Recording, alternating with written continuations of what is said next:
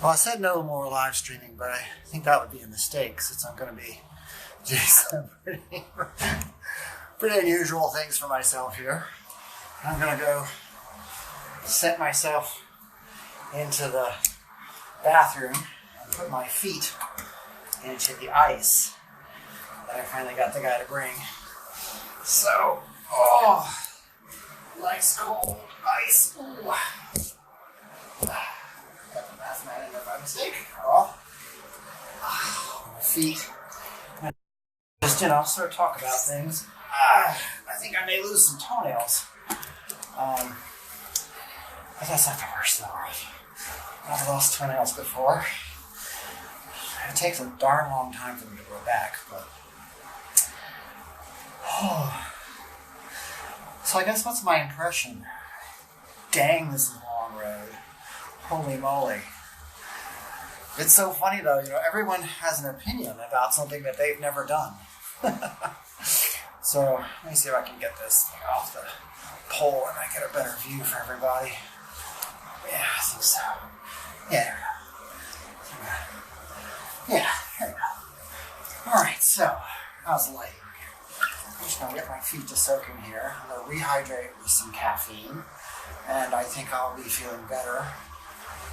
Oh, that's painful in the feet, but in that good way, like they use ice as a pain test to see what people's pain tolerance is, or just as a general dare. Like I think there was a bunch of internet dares on just that exact thing, like how long can you keep your hands in the ice? Oh, I have a wandering eye, and it just bugs my vanity. So I hate glimpsing at my eyes wandering in the camera, but I'll just have to get over myself. So the impression is, people know what I'm doing, and then of course they don't know what I'm doing. So they're very nice about it, most of them. I did meet one woman who said she was a Trump supporter because she was a Christian, and Christianity tells us that God is unchanging, and therefore a woman should not be president. Therefore, she loves Trump. She said she liked a lot of other things about her, and when I said, well, I have to go, she said, oh, so you don't want to listen to me? And she was quite upset that I would listen to her continue to talk about why she likes the trumpet. Just so that it's very clear to anyone watching this, the whole reason for this is that I don't so much worry about the trumpet himself, but what he represents, the normalization of tyrannical leadership in our country. And if America falls to tyranny, there's really nowhere to run. Because in a lot of ways we are the Rome of the modern empire, of the modern world, for reasons accidental and inspirational. We have the founding fathers with their philosophy of self-rule and representational government. This was unheard of. This was radical.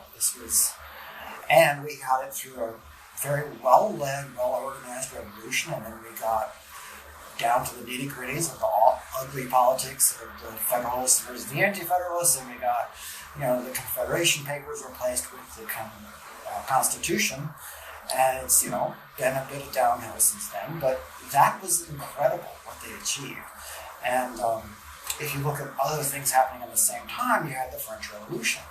And as Washington said, those people are not revolting. I mean, they are not having a revolution the way we have a revolution. They're rioting. And, it was bloody and awful. So, and in the end, they were cutting the people who started the movements were cutting their own heads off, cutting each other's heads off. And in America, we built up. We did have the Civil War. We didn't seem to be able to resolve slavery, even though my personal opinion, without knowing a whole lot about it, is that it was one of those examples where party politics ends up getting in the wrong place. Because there was a pathway put in place by the northern states, but it would have meant a political loss of power for certain people. I think that's probably the main reason why there was no way to avoid war or Maybe there was, and we won't know it because that belongs in some alternate history line. But our history line includes the Civil War. Now, people will tell you that we're facing our own Civil War again, but this is not true. It's just not. We're having an asymptotic is a mathematical expression for when, gosh, I can't get that definition in my brain right now. But basically, you know this concept. It's like when things start to converge, and they'll never quite reach an ideal point, but they're going to get darn close, like infinity close. We have resolved so many age-old questions in the modern world. And since colonialism, we have had the Revolutionary War. We were a colony. We never colonized, but we were part of the whole colonial machinery, which is how we ended up with slaves, because it's a long, awful history. But obviously the colonial powers remade the world when they came into the Industrial Revolution. And we sit at the end of this long bubble. You know how you see all those upward marching lines on charts? That sounds like, okay, so tomorrow's always going to be better. But keep in mind that things actually will go up and they saturate. So just like your cell phone coverage, cell phones were the big thing. And they went like, whoosh. Electricity was that. Water, the light bulb, automobiles, phones, cell phones, computers, networks. All of these follow this basic path where there's very few at the beginning, and then all of a sudden it's like the thing, and everyone has to have their Tucumyelmo, right? And so, but then once everyone gets them, then it becomes more of a commodity. And of course, the IT people don't want you to think of these great gadgets as commodities, so they're adding on a whole lot of fashion statement to them, and that's all fine and well. But we shouldn't make public policy based upon that understanding of how the graphs work. And the graphs do not actually go in straight lines when it comes to human economics. You can have straight lines when it comes to things like gases into the atmosphere, for example. And that can cause trend lines that go the opposite direction, take off. But when you're dealing with populations, you tend to get a curve that goes like this. And so this is the saturation at the top. So it's my thesis that the whole of our current meta, where we think we are today, and I'm sorry for this, for the lighting. The current meta thinks that we're on this extreme progress line. And there's still some room for that, obviously, because we haven't, for example, created a way to transmit smell over the internet, right? But basically, you and I are human beings with 5 senses. We actually have 6 senses. We have a sense of balance. And so your 4-dimensional rides at the park use the audio. It uses a movement of your seat in the simulator. It uses the sound. It uses vibration to give you the sense of all your senses engaged. But of course, we haven't yet synthesized smell and taste, and we don't really have a very good way of synthesizing feel yet. Those are probably coming.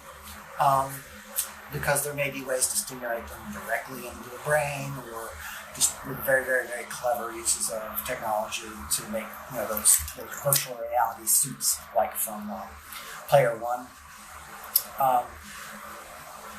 But my point is that until we transcend actually being humans, we are only going to have these senses, and so we've already mastered recording and transmitting the main ones that we rely upon every day for just about everything we do. Most of us rely upon vision and sound.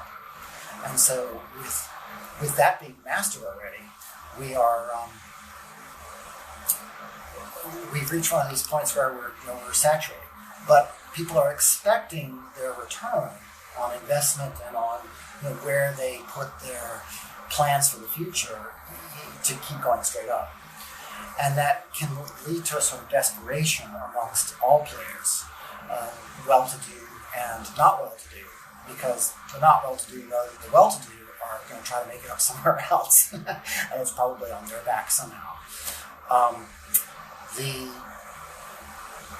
point of this, the larger point that is shot throughout the book that I've written, so this is a more long sort of fireside chat without my having prepared it, like Roosevelt would have prepared it. So I might edit this up for something better. And that's part of the purpose of this whole journey for me, this walk to the sea that I'm doing, is so that I can find out what connects to people and find out how to connect it even better. Because it's not about me, it's about this message and the importance of if people can understand that our personal limits as human beings, and one other gift limit, which is that we're not really going to overpopulate the planet. Now that's going to come as a surprise to just about everybody, because you've heard for years and years and years, oh, population bomb, or there's just too many people. This has been programmed into us as a social message, but it's just not true. And it's a bad message, in my opinion, because it leads you to fear, and it leads you to thinking, those people are a danger somehow. But in actual fact, the Earth is awash in excess energy. If you think about global warming itself, it's a problem of the Earth retaining too much energy, right? I mean, if we could find a way to absorb that energy into a power grid, we'd be easy peasy. We'd reduce the temperature of the atmosphere and we'd get power in the power grid. We can't actually do that. Physically, the energy is too dispersed. So those are separate problems. Those are technological problems, and I'm a techie guy, so I believe that we can solve them. But the good news is that the line of human contribution to this problem is not going to continue to do this. It is going to do this, just like your cell phone saturation. Because we can't consume it so much. Because we're mortal, limited beings. We have only these 6 senses. And we have to sleep. So you don't want the light on at night. So you can't continually consume light right around you all the time. So there's just a limit. Think about how many cell phones you really want to have in your life. They take so much time. It's limiting to you. Just using the cell phones themselves is a problem. I mean, I shouldn't say that it's a problem. It's time consuming. And you get a lot out of it, but really, I mean, I just had to add a bunch of cell phones for this project, so that I have one for this live stream, the one I'm working on now, one that I could look on while I'm live streaming to tell me where to turn, and then my personal phone. So I've suddenly become this weird 3-phone guy. I don't know anyone else with 3 cell phones, except Cohen, right? Cohen had 17 cell phones, right? And that's because, I'm saying I'm George, that's because we do not want to consume too much.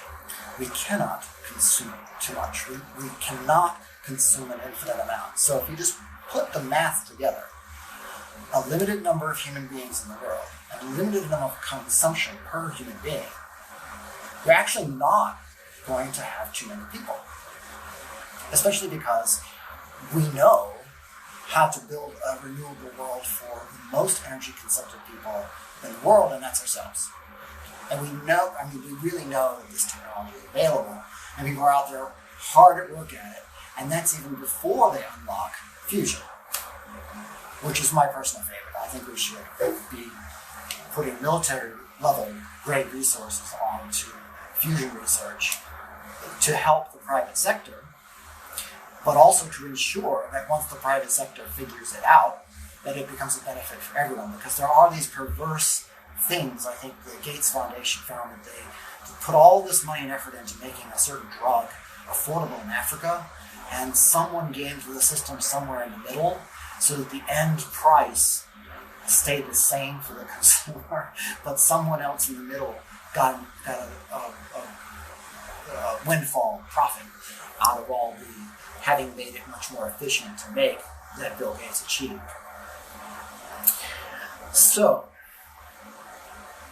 what to do? I believe that Washington has too much power, and that if we give everyone a share, a piece of the economy. So think of it this way. If we do that, if we give every U.S. citizen of working age who's not on Social Security a tiny sliver of the GDP, and we pay for it, then that's going to distribute power. And so some people are desperate and will use that power to fill their desperation. A lot of people are not, but are stressed. So think about your own family, and you will probably find, before you look very far through it, people who are at risk and vulnerable of falling off into the don't have enough, or who are stressed out at the just have barely enough level. And all the family's resources tend to focus on helping that person. Well, now that person plus all of the family has more resource to do this. Furthermore, when you empower all these people, think about the people who do startups. Right now, all that energy in startups is focused on things that will make money, right? But the cost of production of those things that they work on, those development projects, is actually not that great. I mean, it's a few computers, it's some apps, it's some bandwidth, it's some cloud power, computing power, and these things have already been scaled up to the point where they're accessible. Here I am live streaming to you, and I haven't even dipped into my money yet because they gave me $300 to start. So we have the means of production of the stuff that we want to produce, which is more knowledge-based. And we can release that in a 21st century way by letting a whole lot of young creative people pull their little bits of share. Because remember, the whole business of the share is that they don't have to work. So while it's a meager amount of money, it's $1,000 a month net after you pay your taxes on the amount that you get. So you get a share, but you pay taxes first. So first off, everyone becomes a taxpayer, which means we all have skin in the game. Right now, we sort of relieve people from being part of the game by saying, well, if you don't make enough, then you write it off as a deduction. But then richer people try to get into the deduction game and gain their interest rates, their tax rates down. So if you make a flat tax, if you're coming in the middle of this, yes, flat tax that returns to every U.S. citizen of working age a meager amount of the GDP. And the specific amount is equal to, whichever way you want to calculate it, is either equal to the standard deduction today, which is $12,000, which is $1,000 a month, which is the number I just gave you, or it's equal to minimum wage if you then take away the taxes that you need to pay for paying out this benefit. So the fact that both those numbers converge on the same thing tells me that somewhere all in the struggle that we've put forth to govern ourselves, we have found these two different pathways to the same answer. And that answer is, what is just enough power so that it's not too little power? And both of those things deal with different kinds of situations. The one is based on, if you're working 40 hours a week, $10 an hour, that's becoming this consensus minimum wage. Some states have more, some states have less. The federal government mandates less than that for private people, but if the federal government is going to pay, they don't want to be caught paying less than $10 an hour. So they, being us, don't want to pay people less than $10 an hour. It just doesn't seem fair, right? So, but when you do that math, the weird thing is that you come out with the same amount of money as the standard deduction that we give on income tax in order not to tax poor people, right? So, what I say is we have clearly reached you can do the math. I do the math in my book. We have reached the point of productivity where we can stop having this negative system where we say, I will not penalize people for being poor. And we can say, I will ensure that people are not poor. We have that in our power. And that is what the share is. And when you do that, you will devolve so much power to regular, everyday people. They'll take care of their kids, their elderly parents. They will take care of so much that we look to government to do, and which takes away our own sense of self-worth by looking to government to do it. You cut out $600 billion worth of federal programs because if you do this, people won't qualify for it. But moreover, this is a much more proactive way, a simple way to set the justice wheels in motion for everybody. Plus, by empowering everybody, go back to that example of the developers.